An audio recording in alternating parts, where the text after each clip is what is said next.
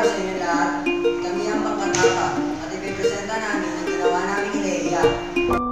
Ang Elehiya ay pinamagatang paalam, kaibigan.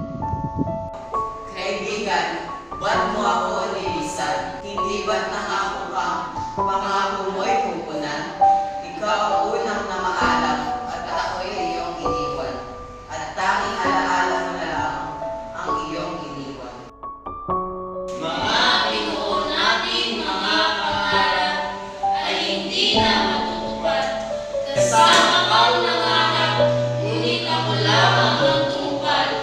Sa panahong hindi ka kasama, ako'y nagdurusa.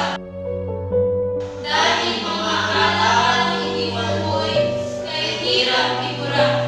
Labis akong nalulungkot sa pagkawala, kaya tinitignan ko na lamang ang ating litrato at binabalikan ang mga araw na magkasama tayo. Upang sa gayon ay umupa ang lungkot na nadarama ko. Naipadama ng mayakda ang damdamin niya sa Elehiya sa pamamagitan ng kanyang pagsasalaysay sa mga araw na kasama niya ang kanyang kaibigan at kung paano siya nagdalamhati sa pagkawala nito. Ang aral na mapupulot sa Elehiya ay ang dapat nating pahalagahan ang bawat minuto at oras na kasama natin ang ating mga kaibigan at mahal sa buhay dahil hindi natin alam kung kailan sila mawawala. Yun lamang po. Salamat sa panonood.